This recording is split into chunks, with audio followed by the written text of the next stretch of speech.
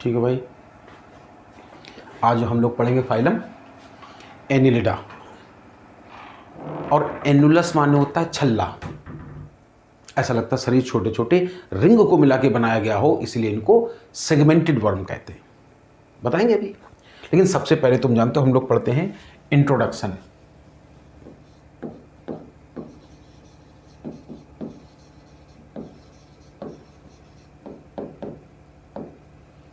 Introduction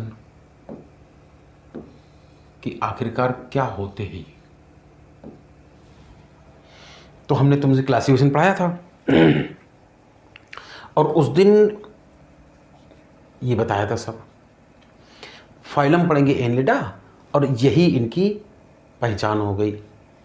क्या होंगे भाई? बाइलेटरली सिमेट्रिकल, ट्रिप्लोब्लास्टिक, यूसीलोमेट या सीलोमेट विद कौन सा संगठन? Organ system grade body organization, क्योंकि कहा था ऑर्गन ग्रेड बॉडी ऑर्गेनाइजेशन सिर्फ पहले वाले में लगाना, प्लेटीहेल्मिन्थीज पे लगाना, ठीक है ना। तो यही इनकी डेफिनेशन है। कैसे ऑर्गेनिज्म है? These are bilaterally symmetrical,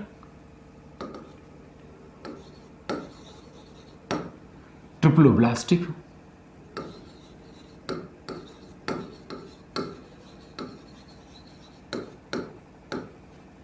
यूसीलोमेट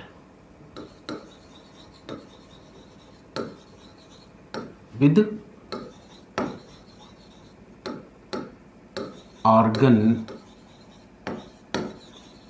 system level of body organisation.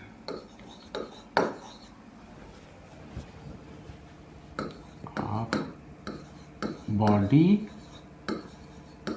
Organisation, ठीक है ना। ये तो चलो उनकी परिभाषा हो गई। और एक एक करके सारी चीजें हम तुम्हें पढ़ाते हैं। इसके बाद सबसे पहले हम लोग पढ़ते थे इनका निवास स्थान क्या है, हैबिटेट क्या है। देखो हेडिंग डालने से हमें पॉइंट याद आ जाते, तुम्हें भी याद रहेंगे। तो हम हैबिटेट के बारे में कुछ भी चर्चा करें, थोड़ा सा फालतू को बताएंगे जो कि एनसीईआरटी में नहीं है, उससे तुम्हें चीज़ें समझ में बहुत अच्छी आ जाएगी। थोड़ा सा इनका क्लासिफिकेशन देख लेते हैं। टेंशन मत लेना, मत पढ़ना उसको, लेकिन एक बार देख लो।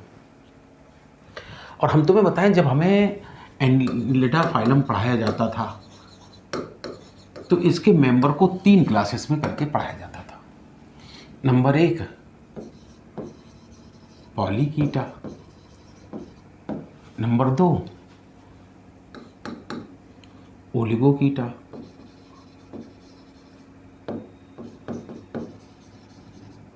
और नंबर 3 हिरुडीनिया। ऐसे 3 क्लास पाए जाते थे।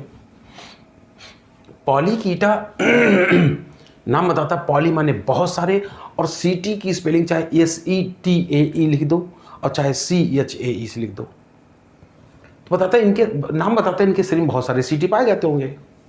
और जब इसमें हमें पढ़ाया जाता था तो जैसे ये पानी में कोई है, मत भूलना सेगमेंटेड वर्म पढ़ रहे, तो इनका शरीर तो ऐसे सेगमेंट से ही पढ़ाया जाता था।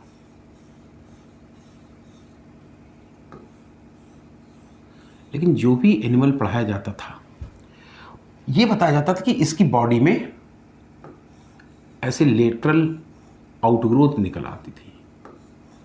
वो आउटग्रोथ लगता है एक दूसरे के पैरेलल है। इनको तुम लेग समझो, बायोलॉजी में पैरा माने पैरेलल होता है, तो और पोडिया माने लेग होता है। तो हमने कहा तो जो कुछ ही होता है इनको कहते हैं पैरापोडिया। तो पहला पॉइंट तो ये बताने वाली बात है कि हम तुम्हें बताएंगे कि ये वाले मेंबर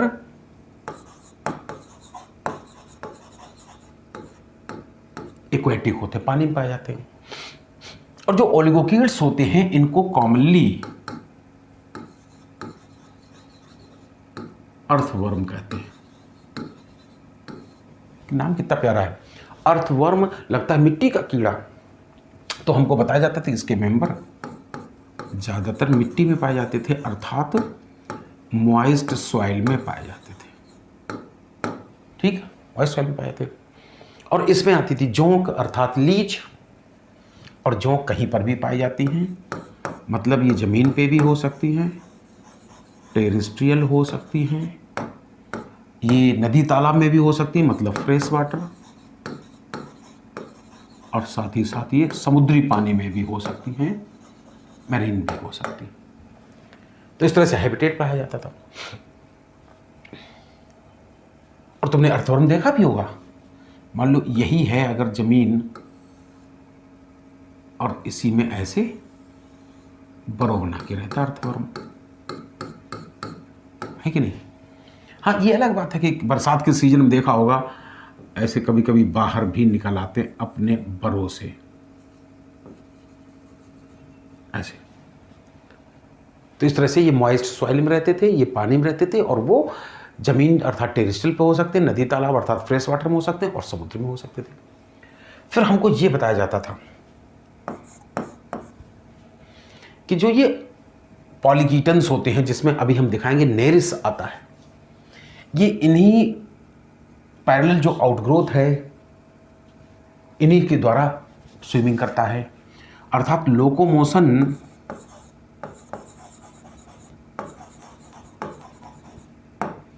करते थे। कैसे? बाई पैरापोडिया, पैरा माने पैरेलल और पोडिया माने लेग्स, पैरापोडिया द्वारा करते हैं। जब अर्थवर्म तुम्हें डिटेल में पढ़ाया जाता है, मान लो ये बॉडी लंबी लंबी है, तो इसमें नीचे एक तो अंग्रेजी के एस के आकार की सीटी धसी होती है, काइटिन की बनी हुई। और साथ ही साथ अर्थवर्म क्या करता है, अपने बॉडी वाल का जो मस्कुलेचर है उसमें दो प्रकार से अरेंजमेंट होता है मसल्स का। जो ऐसे करके अरेंज की जाती है उनको सर्कुलर मसल कहते हैं, और जो लंबी लंबी अरेंज की जाती है उनको लॉन्गिट्यूडनल मसल कहते हैं। हम तुम्हें इतनी बार बता चुके कि लॉन्गिट्यूडनल मसल में कॉन्ट्रैक्शन हो, चीज़ें छोटी और मोटी, और सर्कुलर वो पतली और लंबी हो जाती। तो इस तरह से ये बॉडी वाल की मसल्स का भी इस्तेमाल करता है लोकोमोशन से, तभी ये ऐसे चलता है। ऐसे करके हम बोर्ड पर नहीं समझा सकते कि निशान पड़ जाएगा। और साथ साथ सीटी को भी इस्तेमाल करता है। और इसके आगे एक थोड़ा सा हुड लाइक स्ट्रक्चर पाई जाती है जिसको प्रोस्टोमियम कहते हैं, उसकी भी मदद लेता है। तो कुल मिला के यहाँ पर हम कह सकते हैं लोकोमोशन होता है बाई सीटी, और थोड़ा और मदद करती हैं मसल्स ऑफ बॉडी वाल। ठीक है, ये मसलती है। और जो जोंक होती है, देखो मान लो यही है लीच, भाई सेगमेंटेड वर्म है तो बॉडी तो इसकी भी सेगमेंटेड होती है। ठीक, आगे माउथ तो पीछे एनस होगा, लेकिन इसी माउथ के चारों तरफ इस तरह की कप लाइक स्ट्रक्चर बन जाती है, पीछे भी बनती है। और इस तरह की कप लाइक स्ट्रक्चर को सकर कहते हैं। कहा था सकर वैक्यूम प्रिंसिपल पे काम करते हैं, बीच से अगर हवा निकल जाओ ऐसा लगता है चिपक जाता है। तो जो लीच होती है वो इन्हीं सकर की मदद से चलती है। लोकोमोशन कैसे करती है भाई?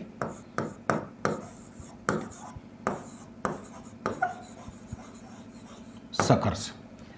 हालांकि अगर हमको प्रेफरेंस देनी हो तो एंटीरियर सकर्स ज़्यादा इस्तेमाल करेगी, पोस्टीरियर तो तुम भी सोचो, अगली टांगें हम लोग ज़्यादा इस्तेमाल करते हैं, पिछली टांगें ज़्यादा तो पोस्टीरियर सकर से मेनली चलती है, लेकिन दोनों को इस्तेमाल करती है।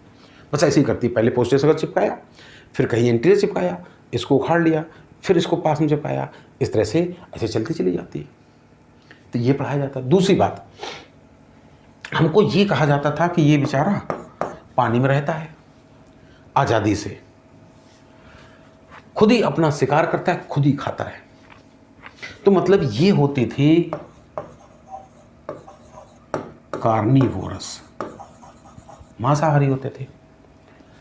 और अर्थवर्म मिट्टी में रहता है और मिट्टी को ही खा जाता है। बेसिकली मिट्टी को नहीं खाता, सॉइल को नहीं खाता है। जैसे गांव में तुमने गोबर की खाद देखी हो, गोबर का ढेर लगा होता, 2-3 साल बाद अंदर से गोबर निकालो तो काला काला चिपचिपा हो जाता है। उसी पार्सली डिकम्पोज्ड ऑर्गेनिक मैटर को हम लोग ह्यूमस कहते हैं। तो मिट्टी में मिली वास्तव में ये ह्यूमस को खाता है। जब तुम इकोलॉजी पढ़ोगे, डेट्रीसियस टाइप की फूड चैन पढ़ोगे, उसी से याद आया ये डेट्रीवोरस होता था।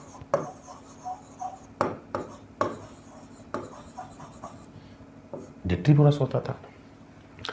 और लीच के बारे में तुमने सुना होगा कि गांव में तालाब में जब भैंस नहाने जाती है उसके शरीर पे लीच चिपक जाती है, जोंक। पुराने ज़माने में तो जोंक से इलाज भी किया जाता था। ये खून चूस लेती हैं, तो कैसी हुई? ब्लड सकर होती हैं, मतलब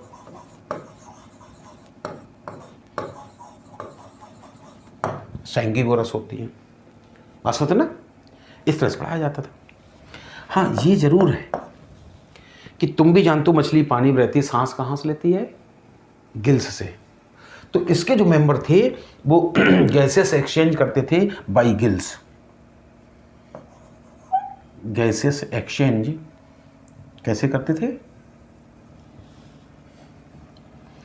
बाई गिल्स।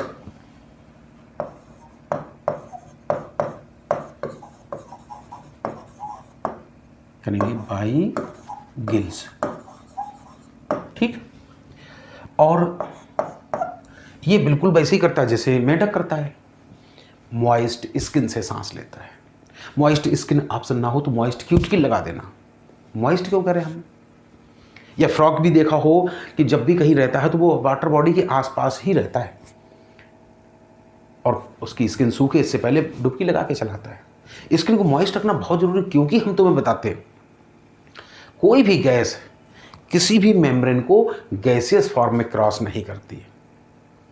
ऐसा नहीं कि ऑक्सीजन के रूप में ऑक्सीजन अंदर चले या CO2 डायरेक्ट बाहर निकला है, हमेशा डिजॉल्व्ड स्टेट में ही क्रॉस करती है बायो मेम्ब्रेन को।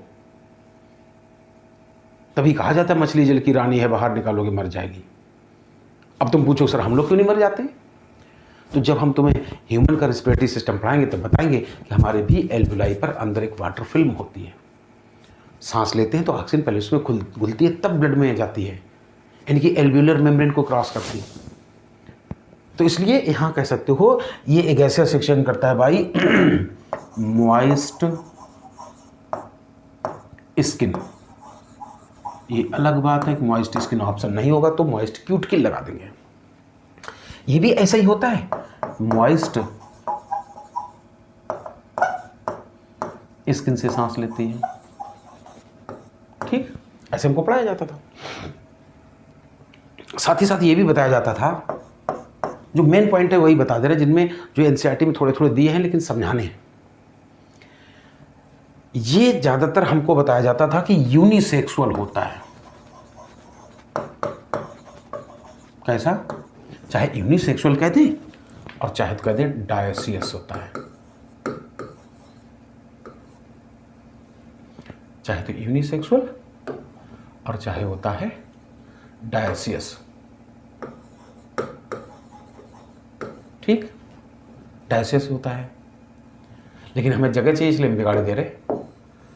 और हम तुम्हें बताएंगे अर्थवर्म, तो तुम्हें भी सुना होगा कि उसमें 2 जोड़ी टेस्टिस होते हैं, एक जोड़ी ओवरी होती 12/13 इंटरसेगमेंटल सेप्टम पर लटकी होती थी ना। 10वें 11वें सेगमेंट में एक एक जोड़ी टेस्टिस होते हैं। इसी टेस्टिस इसी ओवरी मतलब कैसा हुआ? बाइसेक्सुअल होता है। तो हम तुम्हें बताएंगे ये बाइसेक्सुअल होता है।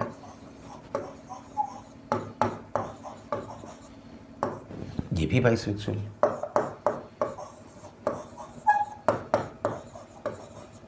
इसे थोड़ा जल्दी याद हो जाएगा।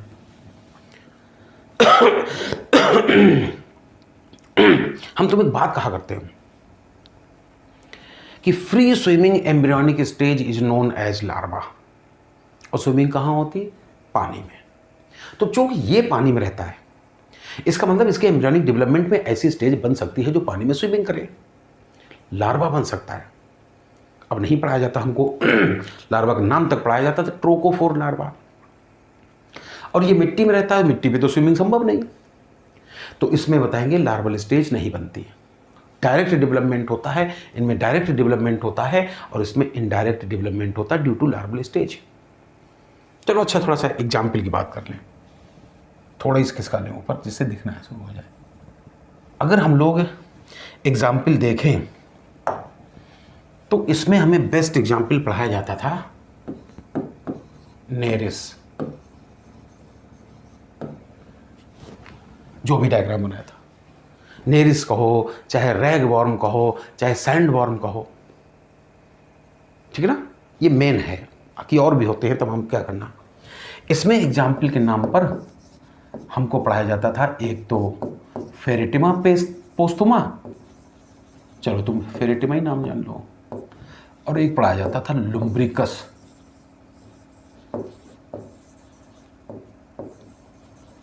ये दोनों नाम याद रखना भाई, नीट में पूछे गए। कॉमन इंडियन अर्थवर्म किसको कहते हैं? ये जो वो नहीं एनिमल टिश्यू वाला चैप्टर, वहाँ रैबिट, जहाँ फ्रॉग पढ़ना पड़ता है, अर्थवर्म पढ़ना पड़ता है, काकरोच पढ़ना पड़ता है, वहाँ दिए। तो ये होते थे कॉमन इंडियन अर्थवर्म। और इसमें हमें पढ़ाई जाती थी खून चूसने वाली जोंक, अर्थात हेरुडिनेरिया। हेरुडिनेरिया। तो इस तरह से हमने तुम्हें बताया। एक बार देख लो, फिर हम लोग एनसीईआरटी की तरफ चलते हैं कि पॉलीकीटा, ओलिगोकीटा, हेरुडिनिया। पॉलीकीटन्स मोस्टली एक्वेटिक हैं, इसलिए गिल्स से सांस लेंगे। लोकोमोशन या कह दो स्विमिंग पैरापोडिया से करते हैं। ओलिगोकीटन्स को अर्थवर्म कहते हैं। नाम बताता कि ये मिट्टी में रहते होंगे, मॉइस्ट सॉइल में रहते हैं, क्योंकि ये फ्रॉग की तरह क्यूटेनियस रेस्पिरेशन करते हैं। और लीच जो है तीनों जगह रह सकती है। पॉलीकीटन्स हमने कहा था ये कार्निवोरस मतलब मांसाहारी होते हैं। ये डेट्रीवोरस अर्थात ये ह्यूमस को स्वालो करते हैं। और ये सैंगिवोरस भी हो सकती हैं, जैसे कि हेरुडिनेरिया ब्लड सकिंग लीच का नाम है। कहा था कि इनमें गैसेस एक्सचेंज बता ही चुके। ये यूनिसेक्सुअल होते हैं, मेल फीमेल अलग अलग होंगे, और इनके जीवन में लार्वल स्टेज भी बनती है, इसलिए इनमें इनडायरेक्ट डेवलपमेंट होगा। यहाँ पर हमने कहा था बाइसेक्सुअल होते हैं, ये अलग बात है, बाइसेक्सुअल बाद भी क्रॉस फर्टिलाइजेशन होता है, लेकिन कोई लार्वल स्टेज नहीं होती, डायरेक्ट कोकून से बेबी अर्थवर्म निकलते हैं। यहाँ पर भी हमने कहा था कोई लार्वल स्टेज नहीं होती, डायरेक्ट डेवलपमेंट होता है। हालांकि हमको तो और भी बातें पढ़ाई जाती थी, लेकिन तुम चक्कर ना पड़ो। चलो अब हम लोग वापस चलते हैं उसी जगह जहाँ पे थे कि हैबिटेट। तो अब हम समझ गए, तुम लोग बताओ जरा कहाँ पाए जाएंगे। तो कह सकते हो ये टेरेस्ट्रियल हो सकते हैं। अर्थवर्म तो टेरेस्ट्रियल ही था, और कहाँ हो सकते? ये फ्रेश वाटर भी हो सकते हैं।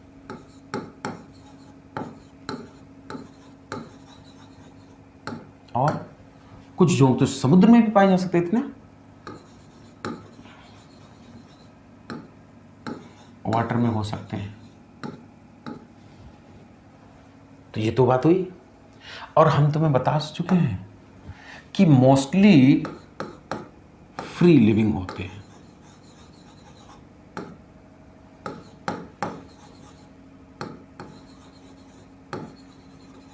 मोस्टली फ्री लिविंग होते हैं, लेकिन जोक है कुछ सम मतलब मे बी पैरासाइट, कुछ पैरासाइट हो सकते हैं। इस तरह से हमने तुम्हें बताया कि कुछ भी हो सकते, कहीं पर भी हो सकते हैं। हैबिटेट के बाद हम लोग पढ़ते थे बॉडी स्ट्रक्चर। हेडिंग देखो एक तरह से एक जैसी रखने पर क्या होता है, चीजें याद बनी रहती हैं। बॉडी स्ट्रक्चर, एनिलिडा, एनिलस माने छल्ला ना। तो हम तुमसे कहेंगे कि बॉडी इनकी सेगमेंटेड होगी कि अनसेगमेंटेड होगी। अरे भाई 3 फाइलम या सब फाइलम बताए थे। एक फाइलम बताए थे एनिलिडा, जिसमें external as well as internal segmentation था। आर्थ्रोपोडा में ओनली एक्सटर्नल था, और सब फाइलम वर्टिब्रेटा में ओनली इंटरनल सेगमेंटेशन था। तो नाम बताता कि हाँ बॉडी सेगमेंटेड होगी। तो हम तुम्हें बताएंगे कि अब ट्रू मेटामेरिक सेगमेंटेशन होगा कि स्यूडो। अरे स्यूडो तो प्लेटिहेल्मिन्थीज में था, है ना। तो हम तुम्हें कहेंगे body shows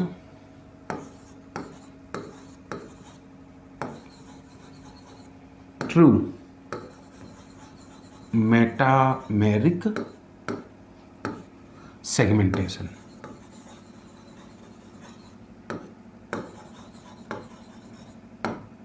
true metameric segmentation. और ईच बॉडी सेगमेंट को छोटे छोटे सेगमेंट्स मिलकर बनी होती है। हालांकि बॉडी तो सेगमेंटेड आर्थ्रोपोड्स में भी थी। बड़ा अंतर होता है, जो एनिलिड्स होते हैं इनकी बॉडी में नंबर ऑफ सेगमेंट वेरिएबल होता है। अर्थवर्म जब डिटेल पढ़ोगे तो पढ़ोगे 100 से लेकर 120 सेगमेंट होते हैं, और जब कॉकरोच पढ़ोगे तो पढ़ोगे बॉडी में 20 सेगमेंट होते हैं। इनकी आर्थ्रोपोड्स की बॉडी में नंबर ऑफ सेगमेंट फिक्स होता है और एनिलिड्स में वेरिएबल होता है ना। Each segment is known as, soma माने बॉडी होता है और उसके छोटे छोटे टुकड़े हुए हैं, तो each segment is known as, चाहो तो उनको सोमाइट कह दो। क्या कह दो?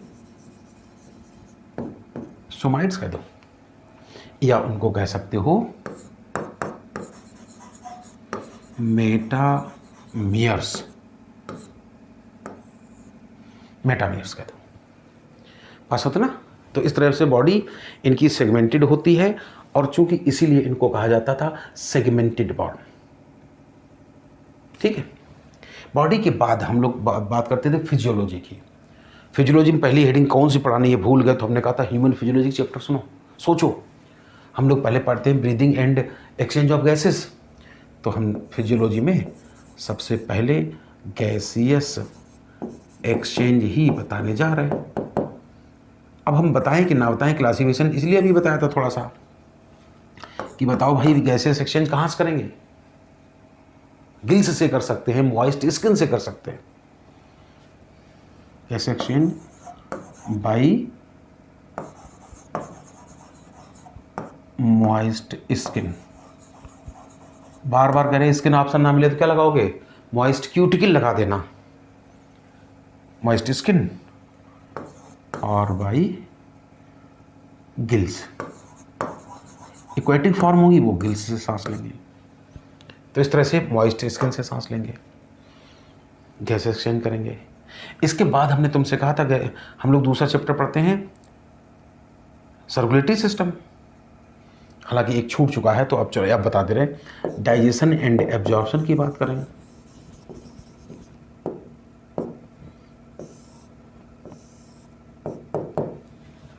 बिल्कुल नहीं बताएंगे। क्या कंप्लीट एलिमेंट्री कैनाल होगी कि इनकम्प्लीट? जब कभी अर्थवर्म तुम्हें पढ़ाएंगे डिटेल में, ऐसे करके हम बॉडी में बहुत सारे सेगमेंट बनाएंगे। ठीक, ऐसे बनाएंगे।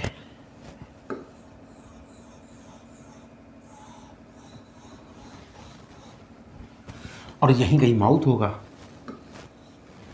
माउथ के बाद हम तुम्हें कभी बक्कल चेम्बर दिखाएंगे, फेरिंग्स बताएंगे, ईसोफेगस बताएंगे। हमने सेगमेंट गिन के नहीं बताया भाई, ऐसे ही बना दिए। गिजार्ड बनाएंगे, ईसोफेगस बताई चुके, स्टमक बताएंगे। 14वें सेगमेंट के बाद फिर इस तरह से इंटेस्टाइन ऐसे बनाएंगे, अंत तक चली जाएगी ऐसे, है ना। तो पहली बात, ऐसा डाइजेस्टिव सिस्टम जिसमें माउथ और एनस दोनों ओपनिंग होती हैं, तो ऐसे क्या कहते थे? कंप्लीट। तो पहली बात तो ये है, have complete digestive system.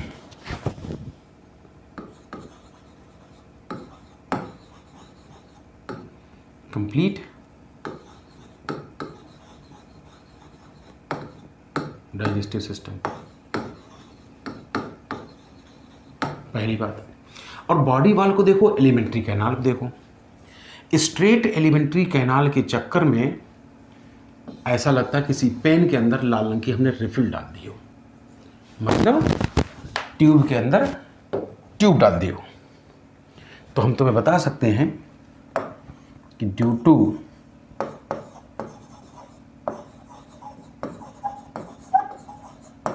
Straight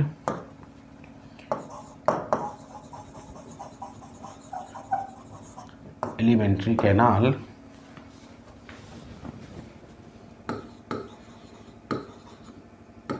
है ना, they have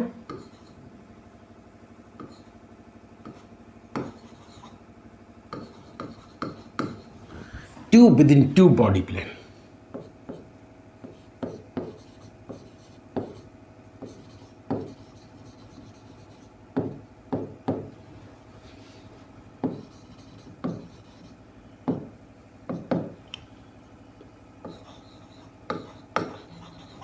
tube within tube body plan दिखता है, ठीक है ना, ऐसे। अच्छा, खाते क्या हैं? तो अभी तुम्हें बता चुके थे कि दे मे बी कार्निवोरस। कौन? ऐसे कि नहीं, मे बी डेट्रीवोरस। कौन? अर्थवर्म। और मे बी सैंगिवोरस।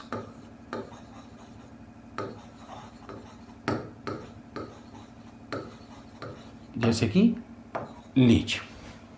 तो इस तरह से कुछ भी हो सकते हैं डाइजेस्टिव सिस्टम में। पहले डाइजेशन बताना चाहिए था लेकिन भूल गए, तो चलो बाद में बता दिया। इसके बाद हम तुमसे अगर पूछें कि इनके बाद गैसेस एक्सचेंज के बाद हम लोग कौन चैप्टर पढ़ते हैं? Circulatory system. तो अब हम सर्कुलेशन के बारे में दो शब्द बता दें।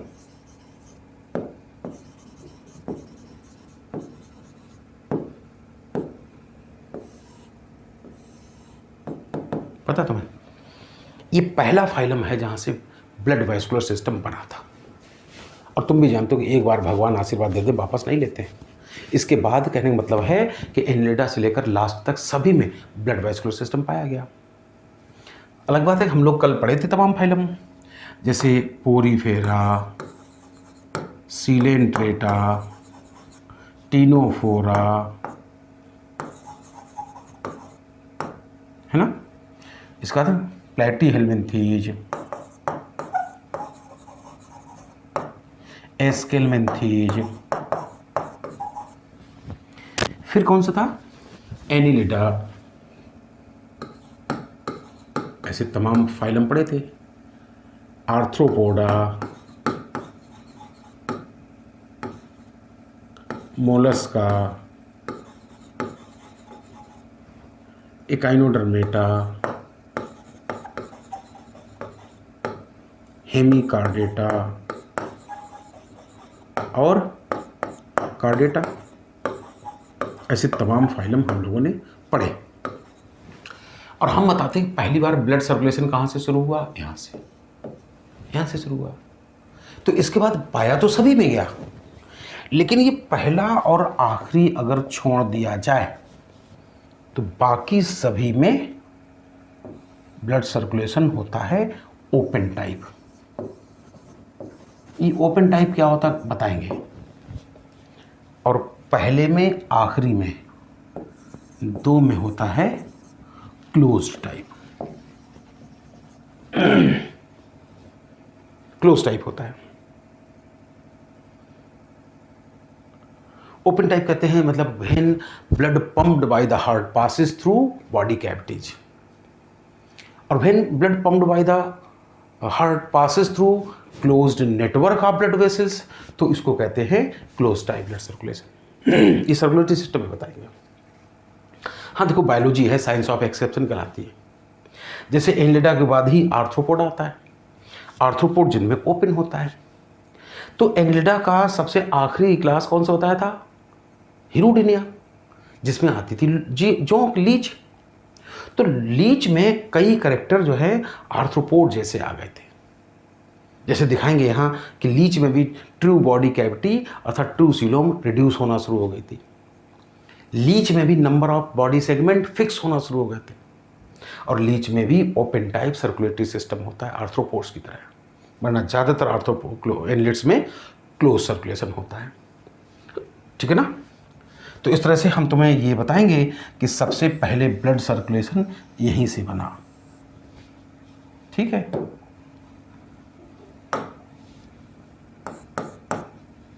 ब्लड सर्कुलेशन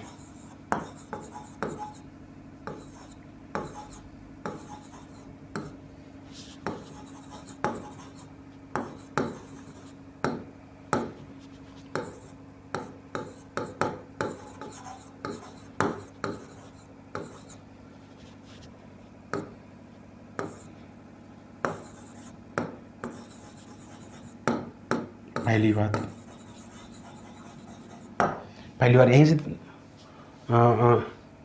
शुरू हुआ। और इनमें वो भी हमने तुम्हें बताया कैसा, क्लोज्ड टाइप ब्लड सर्कुलेशन होता है। बट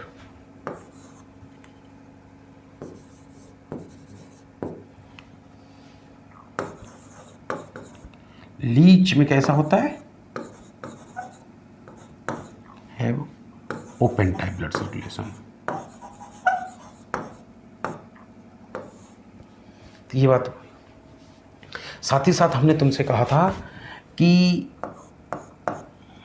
भगवान ने जब ब्लड बनाई तो ठीक है, वो न्यूट्रिएंट का ट्रांसपोर्टेशन कर रहा था, रिस्पिरेटरी गैसेस का कर रहा था, वेस्ट प्रोडक्ट का कर रहा था। भगवान ने सोचा क्यों ना हम इससे ऑक्सीजन कार्बन डाइऑक्साइड का ट्रांसपोर्टेशन कराएं। जब हम तुम्हें ह्यूमन का रिस्पिरेटरी सिस्टम पढ़ाएंगे तो दिखाएंगे कि हम लोगों के ब्लड में भगवान ने लाल रंग का पिगमेंट डाल रखा है, हीमोग्लोबिन, जिसमें ऑक्सीजन को बाइंड करने की क्षमता थी, मतलब ऑक्सीजन आसानी से ट्रांसपोर्ट किया जा सकता था। तो पहली बार भगवान ने जब ब्लड बनाया तो इसी में लाल रंग का सिंदूर डाल दिया था, हीमोग्लोबिन डाल दिया था, जिससे ऑक्सीजन ट्रांसपोर्टेशन करने की क्षमता बढ़ जाए। हालांकि अंतर सिर्फ इतना था कि हम लोग बहुत एक्टिव जानवर हैं। देखो ना, कार चलाते शरीर का अंग अंग काम करता है, आंखें सामने देख रही होती, हाथ स्टीयरिंग संभाल रहे होते, एक पैर से एक्सीलेटर, एक से क्लच संभाल रहे होते हैं, कान भी गाना सुन रहे होते हैं, आंखें कभी भी साइड वाला मिरर में देख रही होती, देखे पीछे स्कूटी आ रही कि नहीं आ रही। तो हम बहुत एक्टिव जानवर हैं। और एक जब तो हमारे अंदर बहुत ज़्यादा एनर्जी चाहिए, ज़्यादा एनर्जी बनाने के लिए ज़्यादा ऑक्सीजन ट्रांसपोर्टेशन चाहिए। तो बताते हैं कि इंसान के अंदर जितना हीमोग्लोबिन है इतना डायरेक्ट अगर हमारे ब्लड में प्लाज्मा में घोल दिया जाता तो हमारा ब्लड, या कह सकते हो प्लाज्मा, शहद के बराबर गाढ़ा हो जाता, जो शायद महीन महीन कैपिलरीज से अच्छे से फ्लो नहीं कर पाता। इसलिए पुड़िया में बंद करके हम छोड़ दिया हमारे ब्लड में, और उसी पुड़िया का नाम है आरबीसी। तो यहाँ पर भी ब्लड रेड है हीमोग्लोबिन की वजह से, लेकिन यहाँ डायरेक्ट डिजॉल्व रहता है, हीमोग्लोबिन डायरेक्ट डिजॉल्व रहता है प्लाज्मा में, तो ब्लड रेड कलर का होता है।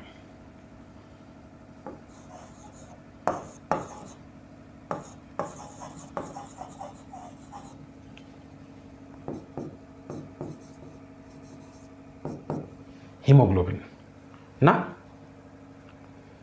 रेड कलर लिखना ठीक नहीं लग रहा, थोड़ा सा हटाए दे रहे इसको।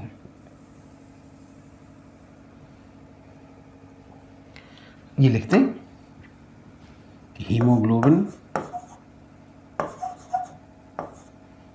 Directly dissolved in plasma.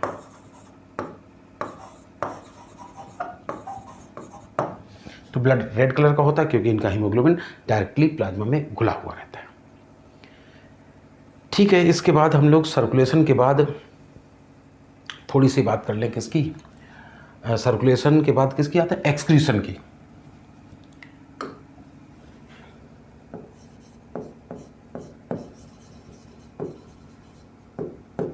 अच्छा हमें बताओ, एक्सक्रीशन के लिए क्या होता है? इनमें भगवान ने ट्यूबुलर स्ट्रक्चर बनाई, और जिनको कहा जाता है इनको कहा जाता है नेफ्रिडिया। ये अलग बात है कि जब अर्थवर्म पढ़ोगे तो ये नेफ्रिडिया पोजीशन के हिसाब से 3 प्रकार की पढ़ाई जाती हैं, फेरेंजियल नेफ्रिडिया, सेप्टल नेफ्रिडिया और इंटेगुमेंट्री नेफ्रिडिया। बात ना, नेफ्रिडिया कुछ नहीं है, ट्यूब जैसी स्ट्रक्चर है। ऐसे सोचो जैसे मान लो हम लोगों में किडनी में ट्यूब जैसी स्ट्रक्चर पाई जाती, हम लोग किडनी में ऐसी ट्यूब पाई जाती है, ऐसे लंबी लंबी। भगवान ने सोचा था कि इधर से ब्लड डाला करेंगे, जितनी गंदगी है इधर से छन के बाहर निकल जाया करेगी। भगवान जब इधर से ब्लड डालते तो फैल जाता था, तो क्या किया, इधर उंगली धंसा दी भगवान ने, तो इधर कप लाइक स्ट्रक्चर बन गई। उसी कप लाइक स्ट्रक्चर को कहने लगे थे बोमैन कैप्सूल। अब इसमें ब्लड भरना आसान था, लेकिन फिर भी इतनी लंबी रीनल ट्यूब्यूल को छोटे से किडनी में समाहित करना था, तो भगवान ने इसको क्वाइल कर दिया। थोड़ा सा हम सिंपल से डायग्राम बना के दिखा रहे हैं, देखना, ऐसे ही बनाते हैं, ऐसे बना दिया, यही हमारी बन गई रीनल ट्यूब्यूल। तो बिल्कुल इसी तरह की कुछ स्ट्रक्चर होती है। नेफ्रिडिया भी। ऐसे समझो जैसे तुमने रसगुल्ला खाने के लिए कभी दोना इस्तेमाल किया हो, उसमें छेद करके नीचे से एक पाइप लगा दें, या फनल देखी हो, कीप स्कूटी में पेट्रोल करवाते समय लगाते हैं लोग, और उसी में पाइप लगा दें। तो अब हम थोड़ा सिंपल्स करके बनाएंगे। ऐसे देखो, जैसे मान लो ये है फनल, और इसमें अब यहाँ पर अगर हम चलो एक पोर बना दें ये, और इसी से ऐसे जोड़ दें ट्यूब। लेकिन बेटा दिक्कत ये है कि ऐसे हम दो दो लाइनें बनाएंगे, ट्यूब बनाएंगे, तो बहुत ही कठिन डायग्राम लगेगा। तो हम जरा एक ही लाइन से बनाएंगे, तुम समझ लेना वो लाइन खोखली है, अंदर ट्यूब है। तो देखो तो जरा सरल से बनाए डायग्राम भाई, नहीं तो कठिन लगेगा। ये बना दिया, ऐसा लगता है दोना, अर्थात नेफ्रिडिया का माउथ, नेफ्रिडियोस्टोम। और फिर ये पाइप है। चूँकि ये पाइप काफ़ी लंबा था, भगवान ने सोचा क्यों ना कॉइल कर दें। अभी भी इसकी लंबाई नहीं ख़त्म हुई, भगवान ने सोचा एक राउंड और ऐसे लगा दें। अभी भी लंबाई ख़त्म नहीं हुई, तो भगवान ने सोचा क्यों ना एक बार और लपेट दें। अभी भी लंबाई ख़त्म नहीं हुई, तो भगवान ने सोचा क्यों ना एक बार और लपेट दें। अब अति हो गई, इस तरह से। ठीक, ये होती नेफ्रिडिया। तो नेफ्रिडिया कुछ नहीं है, ट्यूबुलर स्ट्रक्चर है जो कि रिमूवल ऑफ वेस्ट प्रोडक्ट में मदद करते हैं। जैसे कि हमारी किडनी वेस्ट प्रोडक्ट निकालते हैं, यूरिया को निकालते हैं। लेकिन कहा था कि किडनी से सिर्फ यूरिया ही नहीं निकलती है, एक्सेस वाटर और मिनरल्स भी निकल जाते हैं। किसी भी सोल्यूशन में से अगर वाटर निकाल लो या मिनरल्स निकाल दो, या वाटर मिला दो, मिनरल्स मिला दो, तो उस फ्लूइड की सांद्रता मेंटेन हो जाएगी, ऑस्मोटिक कंसंट्रेशन मेंटेन हो जाएगा। तो हम तुम्हें बताते हैं कि जो एक्सक्रीटरी ऑर्गन होता है किसी भी एनिमल का, वही ऑस्मो रेगुलेटरी ऑर्गन भी होता है। तो इस तरह से इनमें excretion as well as osmoregulation के लिए पाई जाती हैं इस तरह की ट्यूबुलर स्ट्रक्चर, जिनको कहा हमने नेफ्रिडिया। ठीक है ना। तो भाई नेफ्रिडिया होता है। और हम तुम्हें बताएंगे कि अर्थवर्म जो होता है दोनों होता है, अमोनोटिलिक और यूरियोटिलिक दोनों होता है। ये अलग बात है, मे बी अमोनोटिलिक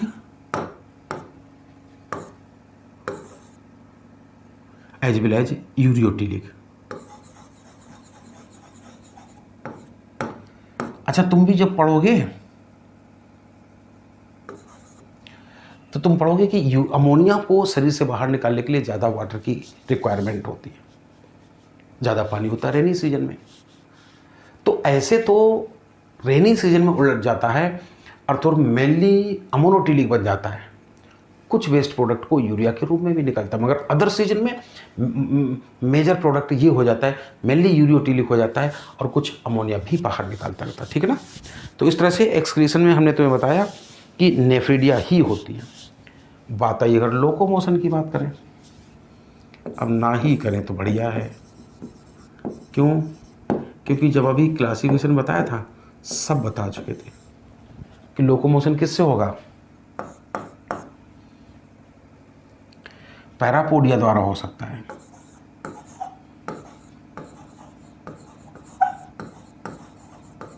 जैसा कि नेरिस में बताया था, या फिर सीटी and muscle of body wall, इससे भी हो सकता था ना, या फिर शकर द्वारा हो सकता है।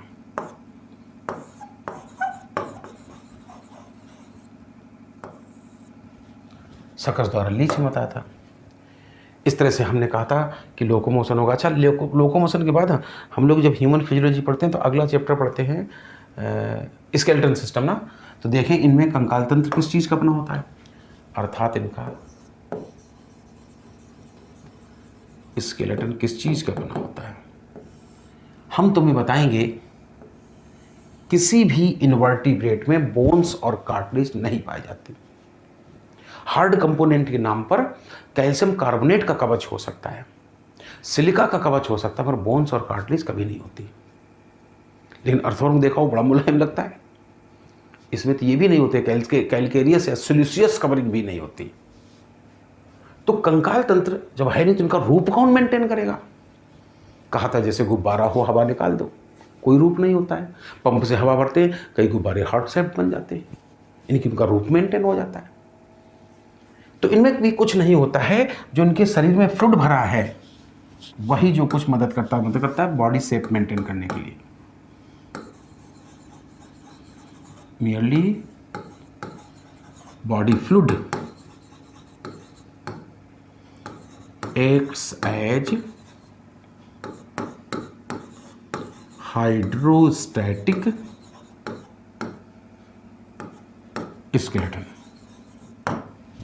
ठीक है, हाइड्रा शब्द पानी से होता है, तो केवल बॉडी फ्लूइड ही स्केलेटन का काम करता है, शेप मेंटेन करता है, अलग से कोई कंकाल तंत्र नहीं मिलता है और पाया जाता है। नर्वस के बाद हमें नहीं लगता कि वो लोग स्केलेटन के बाद हम लोग नर्वस और सेंसरी पढ़ते हैं। तो नर्वस सिस्टम के बारे में ज़्यादा मत पढ़ो, जब तुम्हें खूब डिटेल में अर्थवर्म पढ़ाया जाएगा, ऐसे ही बना के दिखाया जाएगा।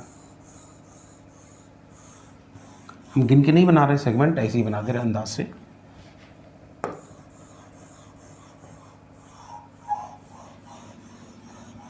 ठीक, माना कि आगे बक्कल चेंबर पढ़ाया जाएगा, माउथ बक्कल चेंबर में खुलेगा ऐसे, buccal chamber, pharynx, oesophagus, stomach, gizzard सब पढ़ाया जाएगा। क्रॉप सबको तो नहीं बना सकते, इतनी जगह भी नहीं है।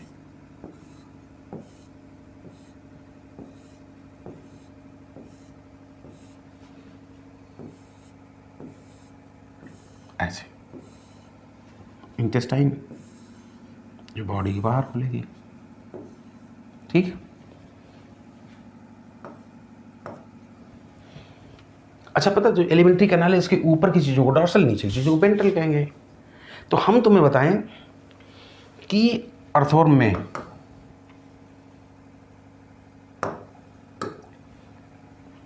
पीछे से ऐसे बिजली का तार आएगा, एक नहीं दो आएंगे, और आके ये फेरिंग्स के चारों तरफ ऐसे रिंग में बदल जाते हैं। एक पीछे साइड से आएगा, इसलिए डॉटेड बना दे रहे ऐसे। तो कहना ये चाह रहे हैं कि नर्वस सिस्टम में ये तो हो गई ब्रेन, अर्थात रिंग एक रूम होता है, तो इसलिए कभी कभी इसको ब्रेन रिंग कहते हैं। ठीक, और जो नीचे साइड से है ये है बिजली के तार, अर्थात नर्व कार्ड। कितनी है? दो। तो वेंट्रल पेयर्ड गैंग्लियोनेटेड नर्व कार्ड पाई जाती है इनवर्टिब्रेट्स में, अगर हैं तो। इसलिए तुमने पूछा होगा, देखा होगा कि हम लोग का अगर पेट फाड़ना हो, डिसेक्शन करना हो, तो चूंकि हम लोगों में नर्वस टिश्यू बैकबोन के अंदर होता है, स्पाइनल कार्ड के अंदर होता है, स्पाइनल कार्ड बैकबोन के अंदर होती है, तो जब भी डिसेक्शन करना होता है वेंट्रल साइड से करते हैं, क्योंकि तुम भी जानते हो नर्वस टिश्यू में एक बार इंजरी हो जाए तो रीजनरेशन पावर नहीं होती, रिपेयरमेंट नहीं होता है। लेकिन अगर अर्थवर्म का डिसेक्शन करना हो तो वेंट्रल साइड से कैंची चलाएंगे या डॉर्सल साइड से? इनवर्टिब्रेट्स का हमेशा डॉर्सल साइड से किया जाता है। तो इस तरह से हम तुम्हें ये बता रहे थे कि नर्वस सिस्टम तो जैसे जैसे हम लोग लोअर फाइलम से हायर फाइलम की तरफ बढ़ेंगे और डेवलप होता चला जाएगा ना। तो यही बात है, इनमें क्या हुआ था, इनमें नर्वस सिस्टम के नाम पर वेंट्रल ना पेयर्ड गैंग्लियोनेटेड गांठदार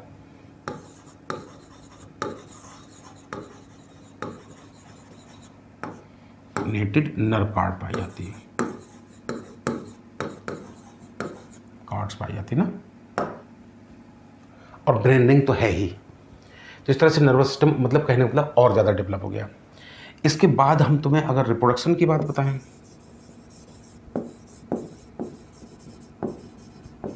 तो अब कुछ नहीं बताएंगे। सेक्स सेपरेट हो पाए कि नहीं, मेल फीमेल अलग हुए कि नहीं, ये डिपेंड करता है किसकी बात कर रहे हैं। जैसे नेरिस कैसा होता था, यूनिसेक्सुअल, तो हमने कहा था मे बी चाहे यूनिसेक्सुअल लिख दें चाहे डायोसियस लिख दें, मे बी डायोसियस, जैसा कि नेरिस बताया था, और मोनोसियस, मोनोसियस कह दो चाहे बाइसेक्सुअल, HMB लिखा करते ना हम ज़्यादातर, HMP, ये चाहे हर्माफ्रोडाइट कह दो, मोनोसियस कह दो, बाइसेक्सुअल कह दो, एक ही बात, दोनों हो सकते ना। इस तरह से ये भी बताया था कि डेवलपमेंट कैसा होगा,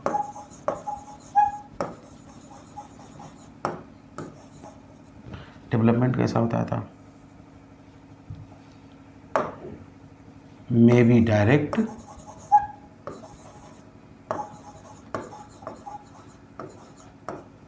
इनडायरेक्ट किस में बताया था, जिसमें लार्वा बनेगा, जैसा कि नेरिस में, और डायरेक्ट विदाउट लार्वल स्टेज। ठीक है, बस लगभग खत्म ही हो गया। एग्जाम्पल ऑलरेडी बता चुके हैं। बताओ भाई, एग्जाम्पल नेरिस पढ़ा था और हमने तो तुम्हें फेरेटिमा भी बताया था, और ब्लड सकिंग लीच का नाम भी बताया था, क्या, हीरोडिनेरिया ना।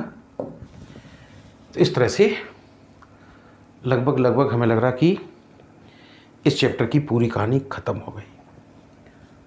छोटा करें, पता नहीं तुम्हें दिखाई देगा कि नहीं देगा, थोड़ा सा और कर लें अगर समझ पा रहे हो तो। इस तरह से हम लोगों ने शुरू किया था। Introduction, habitat, body structure, gases exchange, digestion, circulation और सारी चीज़ें कंप्लीट कर ली थी। ठीक है ना, बस इससे ज़्यादा नहीं दिया। चैप्टर ख़त्म हो गया, अगला चैप्टर हम लोग कल पढ़ेंगे।